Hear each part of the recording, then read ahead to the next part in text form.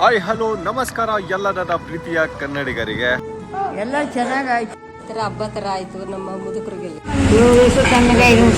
ಮೇ 14ನೇ ತಾರೀಕು ನನ್ನ ಹುಟ್ಟುಹಬ್ಬದ ದಿನ ನನ್ನ ಫ್ರೆಂಡ್ಸು ಮತ್ತೆ ನನ್ನ ತಮ್ಮಂದ್ರೆಲ್ಲ ಹೋಗಿ ಮಾಲೂರಲ್ಲಿ ಒಂದು ವೃದ್ಧಾಶ್ರಮ ಮತ್ತೆ ಗೋಆಶ್ರಮ ಇದೆ, ಅಲ್ಲಿ ನನ್ನ ಬರ್ತ್ಡೇನ ಸೆಲೆಬ್ರೇಟ್ ಮಾಡಿದ್ರು. ಸೊ ವಿಡಿಯೋ ಕಾಲ್ ಅಲ್ಲಿ ಕೇಕ್ ಎಲ್ಲ ಕಟ್ ಮಾಡಿಸಿದ್ರು.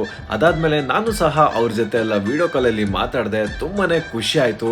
ಒಂದ್ 4 ಜನಕ್ಕೆ ಉಪಯೋಗ ಆಗೋ ತರ ಏನಾದ್ರು ಕೆಲಸ ಮಾಡಬೇಕು ಬರ್ತ್ಡೇ ದಿವಸ ಅಂತ ಅನಿಸ್ತು. ಕಟ್ ಮಾಡಿ ಎಲ್ಲ ಚೆನ್ನಾಗಿ ಮಾಡಿದ್ದಾರೆ ಹುಡುಗರು. ಹ್ಯಾಪಿ ಬರ್ತ್ಡೇ ಚೇತನ್ ಗೌಡ ಅವ್ರೆ.